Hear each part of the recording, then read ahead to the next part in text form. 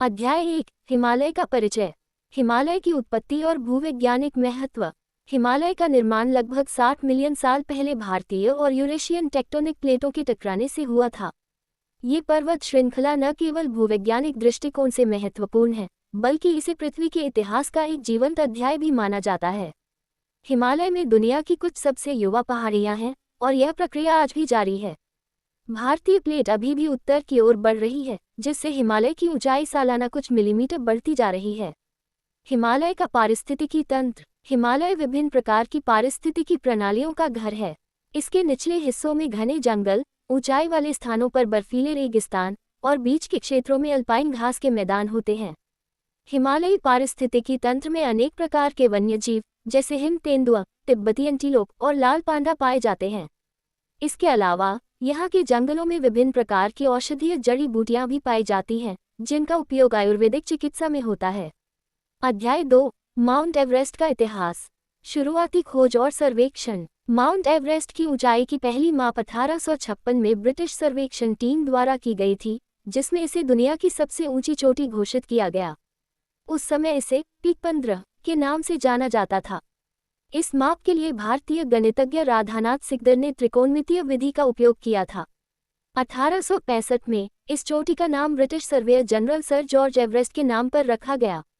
Everest की स्थानीय मान्यता। एवरेस्ट को स्थानीय लोग तिब्बती में चोमोलुंगमा और नेपाली में सागरमाथा कहते हैं।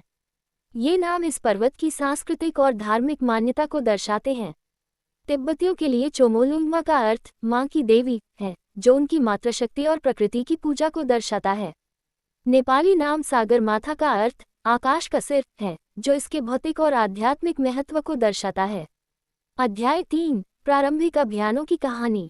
ब्रिटिश अभियानों के संघर्ष। 1920 के दशक में ब्रिटिश अभियान दलों ने कई बार एवरेस्ट की चढ़ाई का प्रयास किया। 1921 का अभियान एक सर्वेक्षण मिशन था, जिसने एवरेस्ट के उत्तरी मार्ग की पहचान की। 1922 में ब्रिटिश टीम ने पहली बार 8000 मीटर की ऊंचाई को पार किया, लेकिन वे शिखर तक नहीं पहुंच सके। 1924 का अभियान सबसे प्रसिद्ध था, जिसमें जॉर्ज मेलोरी और एंड्रू इरविन ने अंतिम चढ़ाई का प्रयास किया, लेकिन वे लापता हो गए और उनकी मौत का रहस्य आज तक अनसुलझा है। मेलोरी इरविन अभियान का रहस्य। जॉर्ज मेलोरी और एंड्रू इरविन की मृत्यु का रहस्य एवरेस्ट के इतिहास का सबसे बड़ा रहस्य बना हुआ है। 1999 में एक अमेरिकी अभियान ने मेलोरी का शरीर पाया, जो शिखर से लगभग 600 मीटर नीचे था। हालांकि उनके पास कैमरा या अन्य कोई सबूत नहीं मिला जिससे ये साबित हो सके कि वे शिखर तक पहुंचे थे या नहीं। इस घटना ने एवरेस्ट की चढ़ाई के रोमांच और खतरों को और भी गहरा बना दिया। अध्याय 4 तेंजिंग और हिलेरी की विजय। विजय की तैयारी और रणनीति। 1953 के अभियान में तेंजिंग नोर्गे और एडमंड हिलेरी की विजय ने इतिहास रच दिया। इस अभियान की सफलता के पीछे महीनों की कठिन तैयारी और योजना शामिल थी। टीम ने शिखर तक पहुंचने के लिए एक चरणबद्ध रणनीति अपनाई, जिसमें शिविर स्थापित करने, ऊंचाई के अनुकूलन और ऑक्सीजन के उपयोग पर विशेष ध्यान दिया गया। Hillary step. एवरेस्ट की अंतिम चुनौती हिलेरी स्टेप थी, जो एक लगभग 12 मीटर ऊंचा चट्टानी ढलान था। हिलेरी और तेंजिंग ने इस ढलान को पार किया और इसके बाद ही वे शिखर तक पहुंच पाए। हिलेरी स्टेप अब एवरेस्ट के सबसे चुनौतीपूर्ण हिस्सों में से एक माना जाता है और यह एडमंड हिलेरी के साहस का प्रतीक बन गया है। अध्याय 5 माउंट एवरेस्ट की चुनौतियां। Death zone. एवरेस्ट पर 8000 मीटर की ऊंचाई से ऊपर का क्षेत्र डेथ जोन कहलाता है, क्योंकि यहाँ हवा में ऑक्सीजन की मात्रा इतनी कम होती है कि मानव शरीर जीवित नहीं रह सकता। इस क्षेत्र में पर्वतारोहियों को हर कदम सोच समझ कर उठाना पड़ता है और हर छोटी गलती जानलेवा साबित हो सकती है। ऑक्सीजन सिलेंडर के बिना इस क्षेत्र में चढ़ाई करना लगभग असंभव है। बर्फीली ढलानों की चुनौती। एवरेस्ट की ढलानों पर बर्फीले तूफान और बर्फीली दरारों का सामना करना पड़ता है। खुम्बू आइसफॉल, जो एवरेस्ट के बेस कैंप और कैंप आई के बीच स्थित है, दुनिया की सबसे खतरनाक आइसफॉल में से एक है। यहाँ बर्फ के विशाल टुकड़े किसी भी समय गिर सकते हैं और पर्वतारोहियों को इसे पार करने में अत्यधिक सावधानी बरतनी पड़ती है। अध्याय 6 आधुनिक अभियानों की कहानी। तकनीकी प्रगति। आज के अभियानों में उन्नत तकनीक और उपकरणों का उपयोग होता है, जिससे चढ़ाई थोड़ी आसान हो गई है। पर्वतारोहियों के लिए विशेष गियर जैसे कि हल्के लेकिन गर्म कपड़े, उन्नत ऑक्सीजन सिलेंडर और संचार उपकरण उपलब्ध होते हैं। इसके अलावा जीपीएस और सैटेलाइट फोन के माध्यम से पर्वतारोहियों की निगरानी और मार्गदर्शन करना भी आसान हो गया है। शेरपा गाइडों की भूमिका। शेरपा समुदाय के लोगों का पर्वतारोहण में एक महत्वपूर्ण स्थान है। वे पर्वतारोहियों के गाइड के रूप में काम करते हैं और उनके अनुभव और ज्ञान के बिना एवरेस्ट की चढ़ाई लगभग असंभव हो जाती है। शेरपा गाइड न केवल मार्गदर्शन करते हैं, बल्कि भारी सामान ढोने, कैंप स्थापित करने और कठिन परिस्थितियों में सहायता करने में भी मदद करते हैं। तेंजिंग नोर्गे की तरह कई शेरपा गाइडों ने एवरेस्ट पर अनेक बार चढ़ाई की है और वे इस क्षेत्र के असली नायक हैं। अध्याय 7, एवरेस्ट की आध्यात्मिक और सांस्कृतिक महत्ता। धार्मिक और सांस्कृतिक महत्व। माउंट एवरेस्ट तिब्बती और नेपाली समुदायों के लिए एक पवित्र स्थान है। तिब्बती मान्यता के अनुसार चोमोलुंगमा देवताओं की माता है और वे इस पर्वत की रक्षा करती हैं। इसलिए पर्वतारोहियों को स्थानीय रीति रिवाजों का पालन करना और चढ़ाई से पहले पूजा और बलि अर्पित करना आवश्यक माना जाता है। आध्यात्मिक यात्रा। एवरेस्ट की चढ़ाई को कई लोग एक आध्यात्मिक यात्रा मानते हैं। इस चढ़ाई में शारीरिक और मानसिक चुनौतियों के साथ साथ आध्यात्मिक संघर्ष भी शामिल होता है। पर्वतारोहियों को अपनी सीमाओं का सामना करना पड़ता है और वे प्रकृति की विशालता और अपनी अलता का अनुभव करते हैं। इस प्रक्रिया में वे अपने भीतर की गहराइयों को जान पाते हैं और आत्मिक विकास का अनुभव करते हैं। अध्याय 8, माउंट एवरेस्ट के पर्यावरणीय मुद्दे। पर्यावरणीय समस्याएं। माउंट एवरेस्ट पर बढ़ती मानवीय गतिविधियों के कारण पर्यावरणीय समस्याएं बढ़ रही हैं।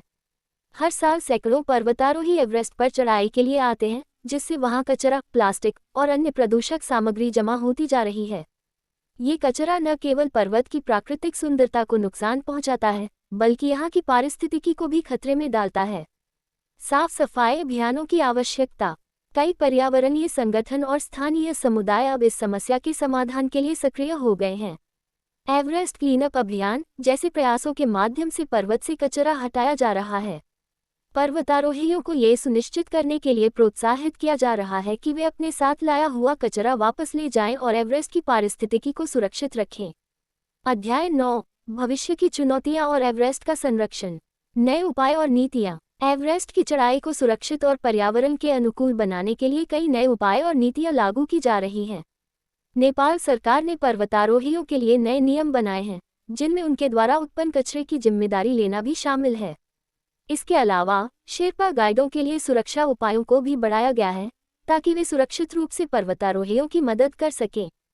संरक्षण के प्रयास। एवरेस्ट के संरक्षण के लिए स्थानीय और अंतर्राष्ट्रीय संगठनों के बीच सहयोग बढ़ रहा है।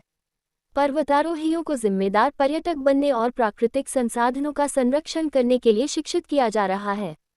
ये सुनिश्चित करने के प्रयास किए जा रहे हैं कि एवरेस्ट की पारिस्थितिकी और सांस्कृतिक महत्ता को आने वाली पीढ़ियों के लिए सुरक्षित रखा जा सके। अध्याय 10, माउंट एवरेस्ट की विरासत। एवरेस्ट की प्रेरणादायक कहानियाँ। एवरेस्ट की चढ़ाई की कहानियाँ न केवल साहस और दृढ़ता की कहानियाँ हैं, बल्कि ये मानव आत्मा की असीम संभावनाओं की भी गवाही देती हैं। तेंजिंग नोर्गे और एडमंड हिलेरी की विजय से लेकर आधुनिक पर्वतारोहियों की सफलताओं तक, एवरेस्ट की चढ़ाई ने लोगों को अपनी सीमाओं से परे जाने के लिए प्रेरित किया है। एवरेस्ट का भविष्य। माउंट एवरेस्ट का भविष्य इस बात पर निर्भर करेगा कि हम इसके प्रति कितना सम्मान और देखभाल दिखाते हैं। ये पर्वत आने वाली पीढ़ियों के लिए साहस, साहसिकता और आत्मखोज का प्रतीक बना रहेगा। ये हमारी जिम्मेदारी है कि हम इसे सुरक्षित रखें और इसके संरक्षण के लिए आवश्यक कदम उठाएं। इन अतिरिक्त जानकारियों और विवरणों के साथ आप अपने हिमालय और माउंट एवरेस्ट पर आधारित कहानी को और भी विस्तार दे सकते हैं। ये जानकारी आपके कहानी को और अधिक गहराई और समृद्धि प्रदान करेगी, जिससे ये 9800। दोस्तों, अगर आपको ये कहानी पसंद आए हो तो कृपया मेरे चैनल को सब्सक्राइब करें, इसे लाइक और शेयर करें और मुझे कमेंट करके बताएं। धन्यवाद।